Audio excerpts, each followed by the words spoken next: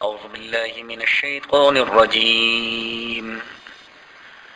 بسم الله الرحمن الرحيم. ألف لام ميم تنزيل الكتاب لا ريب فيه من رب العالمين. 21ویں پارے سورہ سجدہ کے یہ پہلے رکوع ہے. یہ رکوع آیت نمبر 1 سے لے کر آیت نمبر 12 تک کے آیاتوں پر مشتمل ہے. سورہ سجدہ ہجرت سے پہلے نازل ہونے والے سورتوں میں سے ہے. اس سورہ مبارکہ میں 30 آیاتیں، 3 رکوع، 380 کلمات اور 1518 حروف پر یہ سورہ مبارکہ مشتمل ہے. اس سورہ مبارکہ میں اللہ تبارک و تعالیٰ کے قدرتوں کا تذکرہ ہے اور انسانوں کو اللہ کے قدرت کے ان نمونوں پر غور اور فکر کی دعوت دی گئی ہے. اللہ تبارک و تعالیٰ نے مسلمانوں کے لیے جو کتابی ہدایت یعنی قرآن نازل فرمائی ہے یا جو دین اسلام ہے، یہ ایک سنجیدہ طرز زندگی کا نام ہے. اس میں جلد بازی یا کوئی غلط فہمی یا محدود سوچ نہیں رکھا جاتا، بلکہ اللہ تبارک و تعالی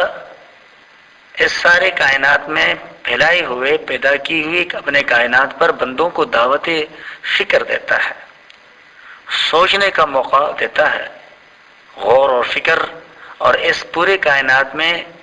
تبدیلیاں جو رونما ہو چکی ہے، جو رونما ہو رہی ہے، اور خود اس انسان کے وجود میں جو مختلف تبدیلیاں آتی رہتی ہے کہ بچپن سے جوانی، جوانی سے بڑھاپا، صحت سے بیماری، بیماری سے صحت، خوشحالی، غم، ہوائیں، سردی، گرمی، دن، رات، یہ سارے وہ چیزیں ہیں کہ اللہ تبارک و تعالیٰ فرماتے ہیں کہ میرے بندو ان چیزوں پہ غور کرو. آخر کون ہے وہ جس کے حکم سے یہ سارے تبدیلیاں رونما ہو رہی ہے، اور وہ یہ تبدیلیاں کیوں رونما کرتا ہے؟ یقیناً انسان اس نتیجے پہ پہنچ سکتا ہے جو پہنچنا چاہے کہ یقیناً کوئی ہے جو اس کائنات کا نظام چلا رہا ہے، اور وہی اللہ ہے جس نے قرآن نازل کی. اور قرآن مجید کے ذریعے اللہ تبارک و تعالیٰ نے اپنے بندوں کو ایک خاص طرز زندگی اپنانے اور ایک خاص عقیدہ رکھنے کا حکم دیا کہ جو عقیدہ وہ اللہ کے بارے میں رکھیں، وہ عقیدہ وہ دنیا میں کچھ اعمال کے بارے میں رکھیں اور آخرت کے بارے میں رکھیں. چنانچہ ارشاد باری تعالیٰ ہے، بسم اللہ الرحمن الرحیم، شروع اللہ کے نام سے جو بے حد مہربان نہایت رحم کرنے والا ہے. الف لام میم، یہ حروف مقطعات میں سے ہے یا آیات معجز میں سے ہیں کہ جس کے معنی اللہ ہی بہتر جانتا ہے. تنزیل الکتاب، اتاری گئی ہے یہ کتاب، لا ریب فیہ، جس میں کوئی شک نہیں، من رب العالمین، رب العالمین کی طرف سے. ذہن میں ایک بات آ سکتی ہے کہ بھئی قرآن مجید کے بارے میں اللہ کا تو یہ دعویٰ ہے کہ اس میں کوئی شک نہیں، لیکن شک کرنے والوں نے تو اس میں کئی جگہوں پر شک کیا. بات یہ ہے کہ ایک ہے فی نفسی، اس کے اندر مشکوک اور غیر معلوم اور غیر معمول بہا احکامات کا موجود ہونا، اور ایک ہے کسی کا قرآن مجید کے احکامات کے بارے میں شکوک اور شبہات کا اظہار کرنا. تو شکوک اور شبہات پیدا کرنا یہ اور چیز ہے، اور فی نفسی ہی اس میں ہونا اور چیز ہے. انسان محدود سوچ رکھتا ہے، محدود فکر رکھتا ہے، اور وہ اس محدود سوچ اور فکر کی وجہ سے ان چیزوں کو ناممکن سمجھ رہا ہے جو اللہ تبارک و تعالیٰ نے قرآن مجید میں بیان فرمائے ہیں. قرآن مجید صرف آج کے انسانوں کے لیے کتاب ہدایت نہیں، بلکہ یہ تو قیامت تک کے سارے انسانوں کے لیے کتاب ہدایت ہے. آج انسان اپنے محدود سوچ کی وجہ سے قرآن مجید کے جن بعض احکاماتوں پر شکوک اور شبہات کا اظہار کرتا ہے، یقیناً عین ممکن ہے کہ آنے والے زمانے میں وہ اس زمانے کے انسان اپنے تجربوں سے اس نتیجے پہ پہنچ جائے کہ ہاں،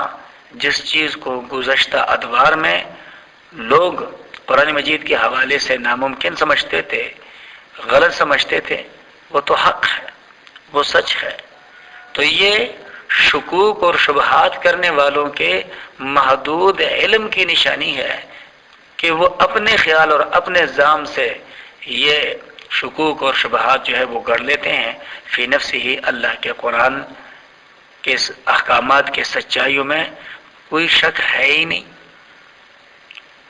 ام یقولون افترا، کیا وہ لوگ کہتے ہیں کہ یہ انہوں نے اپنے طرف سے جھوٹ موٹ بنایا؟ بل هو الحق من ربک، بلکہ یہ سچ ہے تیرے رب کی طرف سے، یعنی یہ قرآن تیرے رب کی طرف سے برحق نازل کردہ ہے، اور اس لیے نازل کیا گیا ہے لتنذر قوما، تاکہ آپ ڈرائے اس قوم کو ما آتاہم من نذیر من قبلک، جن کے پاس آپ سے پہلے کوئی ڈرانے والا نہیں آیا، یعنی قریش، لعلہم یہتدون، تاکہ وہ لوگ سیدھے راستے پہ آ جائیں۔ یعنی جس کتاب کا معجزہ اللہ کی طرف سے ہونا ظاہر ہے، اور یہ اس قدر واضح ہے کہ یہ شک اور شبے سے بالا تر ہے، اور اس میں شک اور شبے کا قطعاً گنجائش نہیں ہے۔ اس کی نسبت کفار جو یہ کہتے ہیں کہ یہ پیغمبر اپنے طرف سے بنا کے لایا ہے اس کو، اور معاذ اللہ جھوٹا ہے یہ کلام کہ جس کی نسبت اللہ کی طرف کی جاتی ہے، اللہ تبارک و تعالیٰ فرماتے ہیں کہ حد ہو گئی۔ جب ایسے روشن چیزوں میں بھی شبہات پیدا کیے جائیں گے تو ذرا غور کرو، انصاف کرتے وقت یہ کون کون سی چیزوں میں شکوک اور شبہات نہیں کریں گے۔ اللہ تبارک و تعالیٰ کا ارشاد ہے، اللہ الذی، اللہ وہ ذات ہے، خلق السماوات والارض، جس نے پیدا کیا ہے آسمان اور زمین کو، وما بینہما، اور جو کچھ ان دونوں کے درمیان ہے، فی ستۃ ایام، 6 دنوں میں،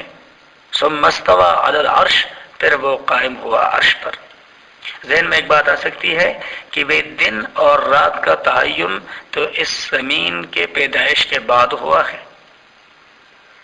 اور اللہ تبارک و تعالیٰ فرماتے ہیں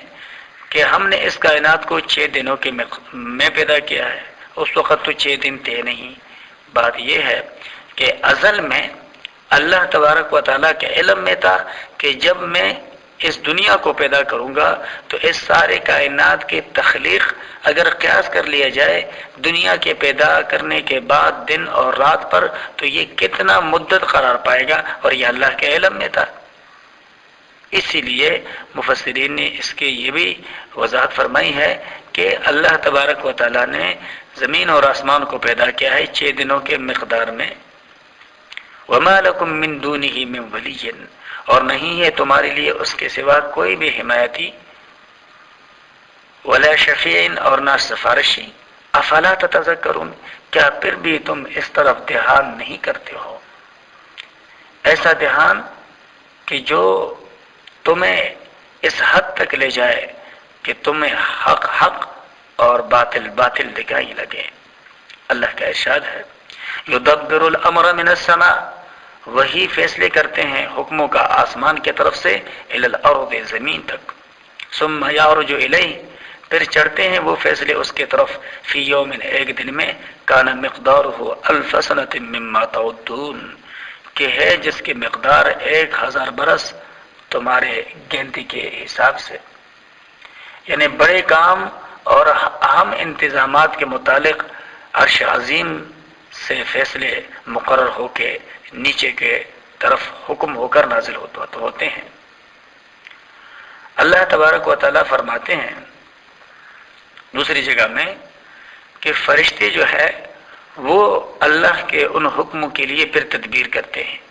ارشاد باری تعالیٰ ہے، یدبر الامر، وہ تدبیر کرتے ہیں اللہ تبارک و تعالیٰ کے ان حکموں کی، کہ اللہ کے ان حکموں کو کس طرح سے نافذ کر دیا جائے، اور پھر جب وہ حکم نافذ ہوتی ہے تو ان حکموں پر رونما ہونے والا یا منتج ہونے والا جو نتیجہ ہے وہ اللہ کے طرف بہت تیزی کے ساتھ پہنچا دیا جاتا ہے، ایک دن کے مقدار کے دورانیے میں پہنچا دیا جاتا ہے، اور یہ ایک دن جو اللہ کے ہاں ہے، اور انسان اگر اس ایک دن کے دورانیے کو اپنی دنیا کے دنوں کے حساب سے گننا شروع کرے تو وہ 1000 سال کے برابر بنتا ہے۔ ذالک عالم الغیب والشہادہ، یہی ہے جاننے والا پوشیدہ اور